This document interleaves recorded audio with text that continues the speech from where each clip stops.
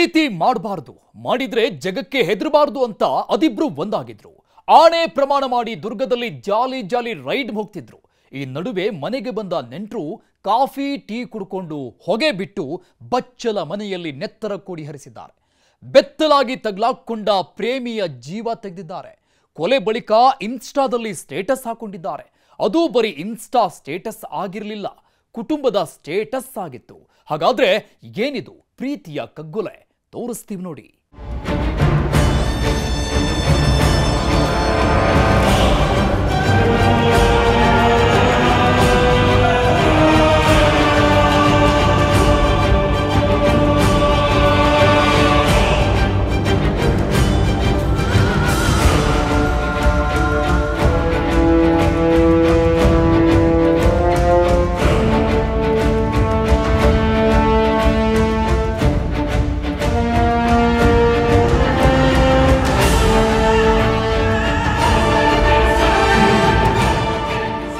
ಸುತ್ತಲೂ ಮನೆಗಳು, ನಡುವಲ್ಲಿ ಒಂದು ಪುಟ್ಟ ಮನೆ ಇದೆ. ಮನೆಯ ಸುತ್ತಲೂ ಬರೀ ಜನ, ಗ್ರಾಮಸ್ಥರು ಕಿಕ್ಕಿರಿದು ಸೇರಿದ್ದಾರೆ. ಮಾತಿಲ್ಲ, ಕತೆ ಇಲ್ಲ, ಎಲ್ಲರೂ ಇದೇ ಮನೆಯನ್ನ ತಿಟ್ಟಿಸಿ ನೋಡ್ತಿದ್ದಾರೆ. ಪೊಲೀಸರು ಅದಾಗಲೇ ತಮ್ಮ ಕೆಲಸ ಶುರು ಮಾಡಿಕೊಂಡಿದ್ದಾರೆ. ಸೋಕೋ ಟೀಮ್ ಟೇಪ್ ಹಿಡಿದು ಅಳತೆ ತೆಗೆದುಕೊಳ್ತಿದೆ. ಮನೆಯ ಒಳಗೆ ಪೊಲೀಸರು ಹೋಗ್ತಿದ್ದಾರೆ. ಸೋಕೋ ಟೀಮ್ ಕೂಡ ಮನೆಯೊಳಗೆ ಹೋಗಿ ವಾಪಸ್ ಬರ್ತಿದ್ದಾರೆ. ಹೀಗೆ ಪೊಲೀಸರು ಹಾಗೂ ಸೋಕೋ ಟೀಮ್ ಫುಲ್ ಸೀರಿಯಸ್ ಆಗಿ ಇಂಚಿಂಚು ಬಿಡದೆ ಜಾಲಾಡ್ತಿರೋವಾಗ್ಲೇ ಮನೆಯ ಒಳಗಿಂದ ಹೊರ ಬಂದಿದ್ದ ಡೆಡ್ ಬಾಡಿ ಬಟ್ಟೆಯಲ್ಲಿ ಸುತ್ತಿಕೊಂಡು ಮೃತದೇಹವನ್ನ ಆಸ್ಪತ್ರೆಗೆ ಶಿಫ್ಟ್ ಮಾಡ್ತಾರೆ. ಹೀಗಿದ್ರು ಇಲ್ಲಿನ ಜನ ಮನೆಗೆ ವಾಪಸ್ ಹೋಗೋದಿಲ್ಲ. ಪೊಲೀಸರು ಕೂಡ ತನಿಖೆ ಮಾಡೋದನ್ನ ನಿಲ್ಲಿಸೋದಿಲ್ಲ. ಘಟನಾ ಸ್ಥಳದಲ್ಲಿ ಕುಟುಂಬಸ್ಥರ ಆಕ್ರಂದನ, ಕಣ್ಣೀರು, ನೋವು, ದುಃಖವು ಕಡಿಮೆ ಆಗೋದಿಲ್ಲ.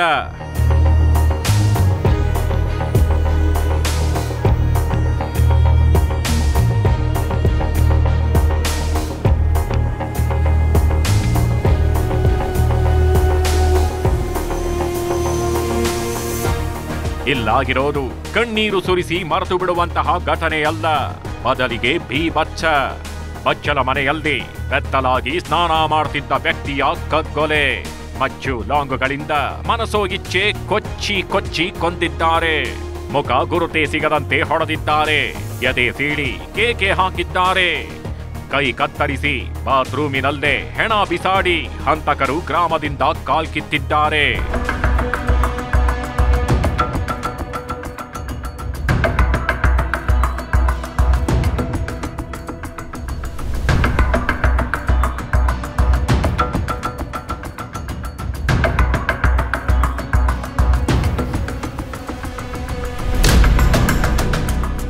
ಗ್ರಾಮದ ಮಧ್ಯಭಾಗದಲ್ಲಿರೋ ಮನೆಯಲ್ಲಿ ನರರಕ್ಕಸರು ರಣಕೇಕೆ ಹಾಕಿದ್ದು ದುರ್ಗಾದಲ್ಲಿ.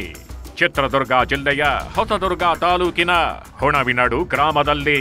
ಇದೇ ಗ್ರಾಮದ ಆರೋಗ್ಯ ಇಲಾಖೆ ANM ಕ್ವಾರ್ಟರ್ಸ್ನಲ್ಲಿ ಮಠಮಠ ಮಧ್ಯಾಹ್ನವೇ ಮಚ್ಚು ಲಾಂಗುಗಳಿಂದ ದುಷ್ಕರ್ಮಿಗಳು ಭೀಕರವಾಗಿ ಹತ್ಯೆ ಮಾಡಿದ್ದಾರೆ. ಇದೇ ಗ್ರಾಮದ ನರ್ಸ್ ಸುಜಾತಮ್ಮ ಪುತ್ರ ಭಯಾನಕವಾಗಿ ಕೊಲೆಯಾಗಿ ಹೋಗಿದ್ದಾನೆ.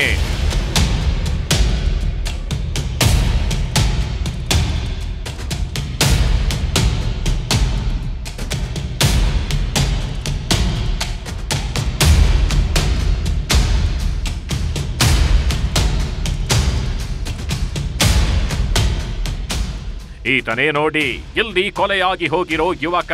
ಹೆಸರು ರಾಜೇಂದ್ರ, 31 ವರ್ಷ ವಯಸ್ಸು. ಈತ ಆಟೋ ಡ್ರೈವರ್. ಪ್ರತಿದಿನ ಆಟೋ ಸ್ಟಾರ್ಟ್ ಮಾಡಿದ್ರೇನೆ ಆವತ್ತಿನ ಊಟ ತಿಂಡಿ ಆಗ್ತಿತ್ತು. ಇಂತಹ ಯುವಕನನ್ನ ಜೂನ್ 24ನೇ ತಾರೀಕು ಬೆಳಗ್ಗೆ 11 ಗಂಟೆ ಸುಮಾರಿಗೆ 3 ಹಂತಕರು ಮನೆಗೆ ನುಗ್ಗಿ ಕೊಚ್ಚಿ ಹಾಕಿದ್ದಾರೆ. ಅದು ಕೂಡ ಊರ ಮಧ್ಯಭಾಗದಲ್ಲಿರೋ ಮನೆಯಲ್ಲಿ ನೆತ್ತರೋ ಕುಳಿ ಹಾಡಿ ಎಸ್ಕೇಪ್ ಆಗಿದ್ದಾರೆ. ಜನ ಓಡಾಡ್ತಿರೋವಾಗ್ಲೇ ರಾಜೇಂದ್ರ ತಲೆ ಉರುಳಿಸಿದ್ದಾರೆ.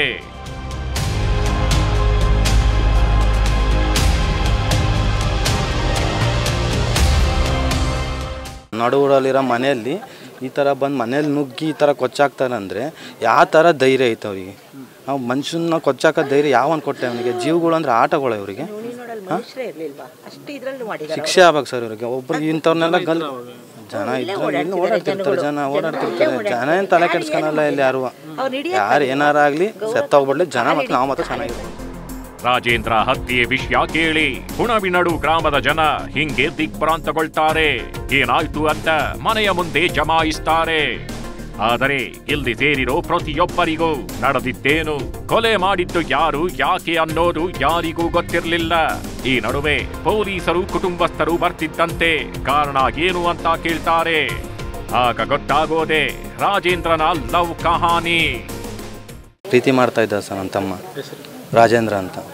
ಒಂದು 10 ತಿಂಗಳಿಂದ ಪ್ರೀತಿ ಮಾಡಿ ಬಂದಿದ್ದಾರೆ, ಮದುವೆಯಾಗಿ ಬಂದಿದ್ದಾರೆ. ಮದುವೆಯಾಗಿ ಬಂದು ನಾವು ಬೇಡ ಅಂತ ಅಂದ್ರೂ ಮದುವೆ ಆದ್ರೆ ಅವರೇ ಇಷ್ಟಪಟ್ಟು ಅಲ್ಲಿ ದೂರದಾಗ ಒಂದು ಸಣ್ಣ ರೂಮ್ ಮಾಡ್ಕೊಂಡು ಇದ್ರು. ಆಟೋ ಡ್ರೈವರ್ ಆಗಿದ್ದಾಗಿ ರಾಜೇಂದ್ರ ಪ್ರೀತಿಯಲ್ಲಿ ಬಿದ್ದಿದ್ದ. ಆದ್ರೆ ಆ ಪ್ರೀತಿ ಬೆಂಗಳೂರಿನ ಕಿರಣ ಎಂಬ ಆಂಟಿ ಜೊತೆ ಆಗಿತ್ತು. ಆ ಕಿರಣ ಆಂಟಿಯು ಕೂಡ ಆಟೋ ಡ್ರೈವರ್ ಜೊತೆ ಕುಚಿ ಶುರು ಮಾಡಿದ್ಲು. ನೀ ಆಟೋ ಡ್ರೈವರ್, ನಾನಿನ್ನ ಲವ್ವರ್ ಅಂತ ಇಬ್ಬರು ಒಂದಾಗ್ಬಿಟ್ಟಿದ್ರು. ಆ ಕಡೆಯಿಂದ ರಾಜೇಂದ್ರ ಓ ಕಿರಣ ಅಂತ ಫೋನ್ ಮಾಡಿದ್ರೆ ಈ ಕಡೆಯಿಂದ ಈಕೆ ನೀನೇ ರಾಜೇಂದ್ರ ಅಂತ ಡೈಲಾಗ್ ಹೊಡಿತಿದ್ಲು. ಇಷ್ಟೇ ಅಲ್ಲ, ಇಬ್ಬರು ಕೂಡ ಪ್ರಪಂಚಕ್ಕೆ ಸವಾಲ್ ಹಾಕಿ ಮದುವೆನೂ ಆಗಿದ್ರು. ನಾವಿಬ್ಬರು ಬದುಕಿ ಬಾಳ್ತೀವಿ ನೋಡಿ ಎಂದಿದ್ರು. ಆದ್ರೆ ಇವರಿಬ್ಬರು ಸಂಸಾರ ಮಾಡಿದ್ದು 2 ತಿಂಗಳು ಮಾತ್ರ. 2 ತಿಂಗಳಲ್ಲಿ ಆಂಟಿ ಜೊತೆಗಿನ ಜಾಲಿ ಟ್ರಿಪ್ ಎಂಡ್ ಆಗಿ ಹೋಗಿತ್ತು. ಉನಿನೋಡು ಗ್ರಾಮದಲ್ಲಿರೋ ಅವರು ಅಕ್ಕನ ಮಗನ್ನ, ಕೃಷ್ಣಮೂರ್ತಿಯನ್ನ ಅಕ್ಕನ ಮಗಳನ್ನ ಇಷ್ಟಪಟ್ಟಿದ್ದ, ಮದುವೆ ಆಗಿದ್ದ. ಮದುವೆಯಾಗಿ ಅವ್ರು ಹೊರಗೆ ಚಿತ್ರದುರ್ಗದಲ್ಲೇ ಇದ್ದರು. ಅವಳು 2 ತಿಂಗಳಿಂದೆ ಗಂಡನ ಬಿಟ್ಟು ಊರಿಗೋದ್ಮೇಲೆ ನಾವೆಲ್ಲರೂ ಕರೆದ್ವಿ, ಯಾರೂ ಬರಲಿಲ್ಲ. ಅವಳು ಕಿರಣ ಬೆಂಗಳೂರು ಮೂಲದವಳು, ಇವನು ದುರ್ಗಾದ ಆಟೋ ಡ್ರೈವರ್. ಇಬ್ಬರಿಗೂ ಅದು ಹೇಗ್ ಪರಿಚಯ ಆಯ್ತು ಅನ್ನೋದು ಕೂಡ ಇಲ್ಲಿ ಇಂಟ್ರೆಸ್ಟಿಂಗ್. ಆ ಪ್ರಶ್ನೆಗೆ ಉತ್ತರ ಹುಡುಕಿದಾಗ ಗೊತ್ತಾಗಿದ್ದು ಈ ಕಿರಣಾಳ ತಾಯಿಯ ಊರು ಇದೇ ಹುಣವಿನಡು ಗ್ರಾಮ. ಹೀಗಾಗಿ ಈ ಕಿರಣ ಆಗಾಗ ಅಮ್ಮನ ಮನೆಗೆ ಬಂದು ಹೋಗ್ತಿದ್ಲು. ಹೀಗೆ ಬಂದು ಹೋಗೋವಾಗ ಆಟೋ ರಾಜೇಂದ್ರನ ಪರಿಚಯ ಆಗಿದೆ. ಆ ಪರಿಚಯ ಪ್ರೀತಿಗೆ ತಿರುಗಿದೆ. ಅದು ಕೂಡ ಈ ಮೂದೇವಿ ತನಗೆ ಅದಾಗಲೇ ಮದುವೆ ಆಗಿದೆ, ಒಂದು ಮಗು ಕೂಡ ಆಗಿದೆ ಅನ್ನೋದನ್ನ ಮರೆತು ರಾಜೇಂದ್ರನ ಜೊತೆ ಕುಚಿ ನಡೆಸೇ ಬಿಟ್ಟಿದ್ಲು. ಆದರೆ 2 ತಿಂಗಳಿಗೆ ಈ ಕಿರಣಾಳಿಗೆ ಆಟೋ ರಾಜೇಂದ್ರ ಬೋರ್ ಆಗೋಗಿದ್ದ. ಇದರಿಂದ ಆಕೆ ಮನೆ ಬಿಟ್ಟು ಹೋಗಿದ್ಲು. ಇಲ್ಲಿಗೆ ಎಲ್ಲವೂ ಮುಗಿಯಿತು ಅಂತ ಕುಟುಂಬಸ್ಥರು ಅಂದುಕೊಂಡಿದ್ರು. ಆದ್ರೆ ಅಸಲಿಗೆ ಸಮಸ್ಯೆ ಶುರುವಾಗಿದ್ದು ಇಲ್ಲಿಂದಲೇ ನೋಡಿ.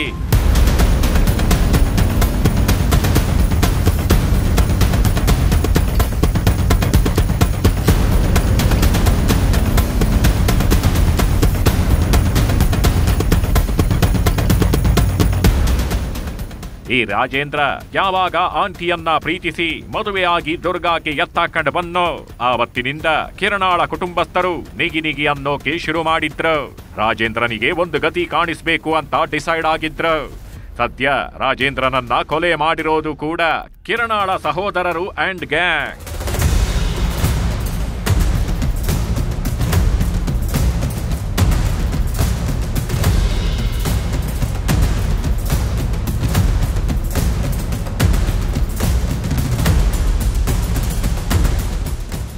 ಸ್ಟೈಲ್ ಆಗಿ ಪೋಸ್ ಕೊಡ್ತಿರೋ ಈತನ ಹೆಸರು ಸಾಗರ್, 22 ವರ್ಷ ವಯಸ್ಸು. ಮತ್ತೊಬ್ಬ ಕಿರಣ್ ಕುಮಾರ್, ಇನ್ನೊಬ್ಬ ಅಭಿಷೇಕ್. ಉಳಿದಂತೆ ಕೃಷ್ಣಮೂರ್ತಿ, ಸಂಜು, ಕರಿಯಪ್ಪ, ಯಶವಂತ್. ಈ ಹಂತಕರ ಗ್ಯಾಂಗ್ ನಲ್ಲಿ ಸಾಗರ್ ಮತ್ತು ಅಭಿಷೇಕ್ ಆಂಟಿಯ ಸ್ವಂತ ಸಹೋದರರು. ಇವರ ಪ್ಲಾನ್ ನಂತೆಯೇ ಇಲ್ಲಿ ಕೊಲೆ ನಡೆದಿರೋದು. ಈ ಪಾಪಿಗಳ ಸೇಡಿಗೆ ಇಲ್ಲಿ ಹತ್ಯೆ ಆಗಿರೋದು.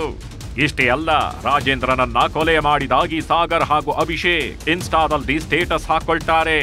ಸತ್ತವನ ಡೆಡ್ ಬಾಡಿ ಜೊತೆ ತಾವು ಲಾಂಗ್ ಹಿಡ್ಕೊಂಡು ಪೋಸ್ ಕೊಡ್ತಿರೋ ಫೋಟೋ ಸೇರಿಸಿ ಜಾಲಿ ಅಂತ ಫೋಟೋ ಮೇಲೆ ಬರೆದಿದ್ದಾರೆ.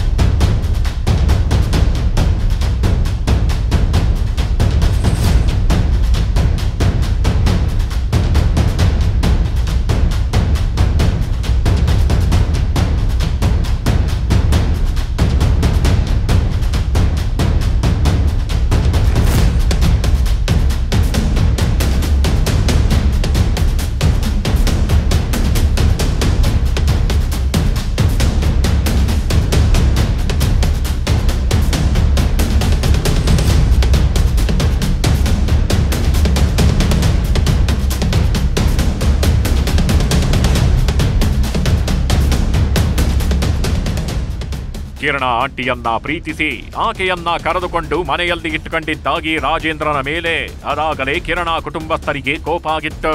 ಈ ಮೋದೇವಿ ಕಿರಣ ಹಿಂಗ್ ಮಾಡ್ಬಿಟ್ಲು, ಅವನಿಗೂ ಬುದ್ಧಿ ಇಲ್ಲ, ಇಬ್ಬರು ಸೇರ್ಕೊಂಡು ಕುಟುಂಬದ ಮರ್ಯಾದೆಯನ್ನೇ ಬೀದಿ ಪಾಲು ಮಾಡಿಬಿಟ್ರು ಅಂತ ಕಿರಣಾಳ ಸಹೋದರರು ಹಲ್ಲು ಮಸೀತಿದ್ರು. ಈ ರಾಜೇಂದ್ರನಿಗೆ ಏನಾದ್ರೂ ಒಂದ್ ಗತಿ ಕಾಣಿಸ್ಬೇಕು ಅಂತ ಅಂದುಕೊಂಡಿದ್ರು. ಹೀಗೆ ಸಹೋದರರು ರಾಜೇಂದ್ರನಿಗೆ ಸ್ಕೆಚ್ ಹಾಕ್ತಿರೋವಾಗ್ಲೇ ಕಿರಣ ಶಾಕ್ ಕೊಟ್ಟಿದ್ಲು. ರಾಜೇಂದ್ರನನ್ನ ಬಿಟ್ಟು ಮತ್ತೆ ವಾಪಸ್ ಬಂದಿದ್ಲು. ಇಲ್ಲಿಗೆ ಸಹೋದರರು ಸುಮ್ಮನಾಗಿದ್ರು. ಆದ್ರೆ ರಾಜೇಂದ್ರ ಸುಮ್ಮನಾಗಿರ್ಲಿಲ್ಲ.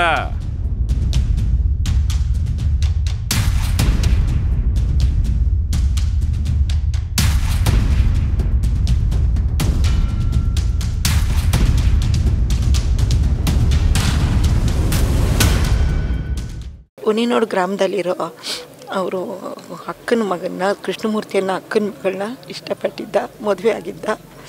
ಮದುವೆಯಾಗಿ ಅವ್ರು ಹೊರಗೆ ಚಿತ್ರದುರ್ಗದಲ್ಲೇ ಇದ್ದರು. ಅವಳು 2 ತಿಂಗಳಿಂದೆ ಮನೆ ಗಂಡನ ಬಿಟ್ಟು ಊರಿಗೋದ್ಮೇಲೆ ನಾವೆಲ್ಲರೂ ಕರೆದ್ವಿ, ಯಾರೂ ಬರಲಿಲ್ಲ. ಅವಳು ಮದುವೆ ಆಗಿದೆ, ಒಂದು ಮಗುವಿಗೆ ಈಕೆ ಜನ್ಮ ಕೊಟ್ಟಿದ್ದಾಳೆ ಅಂತ ಗೊತ್ತಿದ್ರು.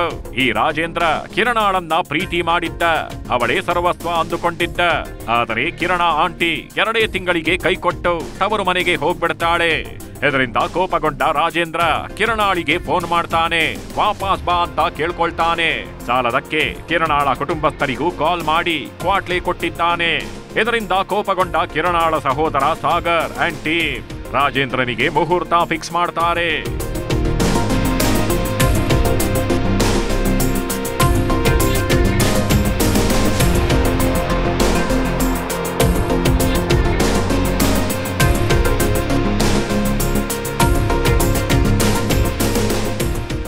ಇತ್ತೀಚೆಗೆ ಒಂದು 15 days ಬ್ಯಾಕ್ ಇವ್ರ ನಡುವೆ ಸ್ವಲ್ಪ ಭಿನ್ನಾಭಿಪ್ರಾಯ ಬಂದು ಇವರು ಸಪರೇಟ್ ಆಗಿದ್ರು. ತದನಂತರ ಈ ರಾಜೇಂದ್ರ ಮತ್ತು ಈ ಹುಡುಗಿ ಕಿರಣ ಅವರ ಮನೆಗೆ ಕಾಲ್ ಮಾಡಿ, ಅವರ ಸಂಬಂಧಿಕರಿಗೆ ಕಾಲ್ ಮಾಡಿ ಪದೇ ಪದೇ ಕೆಟ್ಟದಾಗಿ ಮಾತಾಡೋದು, ಈ ರೀತಿ ಮಾಡೋದ್ರಿಂದ ಪ್ರವೋಕ್ ಆಗಿ ಈ ಕಿರಣ ಸಂಬಂಧಿಕರು ಯಾರಿದ್ದಾರೆ, ಅವರ ಓನ್ ಬ್ರದರ್ಸ್ ಆ್ಯಂಡ್ ಇತರ ಸಂಬಂಧಿಕರು ಇವರೆಲ್ಲ ಒಂದು ಪ್ಲ್ಯಾನ್ ಮಾಡಿಕೊಂಡು ಇವರನ್ನ ಅಟ್ಯಾಕ್ ಮಾಡಿ ಸಾಯಿಸಿದ್ರು. ಯಾವಾಗ ಈ ರಾಜೇಂದ್ರ ಪದೇ ಪದೇ ಫೋನ್ ಮಾಡೋಕೆ ಶುರು ಮಾಡ್ತಾನೋ, ಯಾವಾಗ ಕಿರಣಾಳ ಮನವೊಲಿಸೋಕೆ ಪ್ರಯತ್ನ ಪಡ್ತಾಗಿರ್ತಾನೋ, ಆಗ ಸಹೋದರರು ಮತ್ತಷ್ಟು ಕೋಪಗೊಂಡಿದ್ದಾರೆ. ಇವನನ್ನ ಹೀಗೆ ಬಿಟ್ರೆ ಮತ್ತೆ ಕುಟುಂಬದ ಮರ್ಯಾದೆ ತೆಗಿತಾನೆ, ಈ ಕಿರಣ ಮತ್ತೆ ವಾಪಸ್ ಹೋದ್ರೂ ಹೋಗ್ಬೋದು ಅಂತ ಅಂದುಕೊಳ್ತಾರೆ. ಹೀಗಾಗಿ ರಾಜೇಂದ್ರ ಊರಲ್ಲಿ ಇರೋದನ್ನ ಕನ್ಫರ್ಮ್ ಮಾಡ್ಕೊಂಡಾಗಿ ಸಾಗರ್ ಜೂನ್ 24ನೇ ತಾರೀಕು ಚಿತ್ರದುರ್ಗದ ಹುಣವಿನಡು ಗ್ರಾಮಕ್ಕೆ ಬೈಕ್ ನಲ್ಲಿ ಬರ್ತಾರೆ. ಬಳಿಕ ನೇರವಾಗಿ ರಾಜೇಂದ್ರನ ಮನೆಗೆ ನುಗ್ಗಿ ಸ್ನಾನ ಮಾಡ್ತಿದ್ದ ರಾಜೇಂದ್ರನನ್ನ ಕೊಚ್ಚಿ ಕೊಲೆ ಮಾಡಿದ್ದಾರೆ.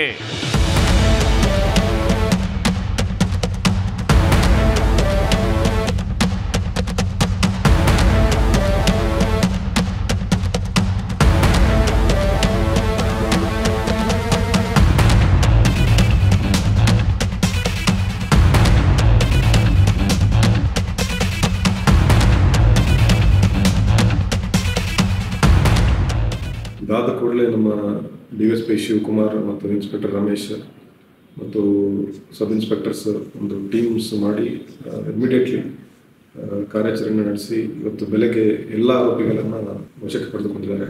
ಕೊಲೆ ಮಾಡಿ ಬೆಂಗಳೂರಿಗೆ ಎಸ್ಕೇಪ್ ಆಗಿದ್ದ 3 ಹಂತಕರ ಗ್ಯಾಂಗ್ ಅನ್ನ ಪೊಲೀಸರು ಬಂಧಿಸಿದ್ದಾರೆ. ಅಲ್ಲದೆ ಸಾಗರ್ಗೆ ಸಪೋರ್ಟ್ ಮಾಡಿದ್ದ ಉಳಿದ 4ರನ್ನು ಅರೆಸ್ಟ್ ಮಾಡಿ ಮುದ್ದೆ ಮುರಿಯೋಕೆ ಕಳುಹಿಸಿದ್ದಾರೆ.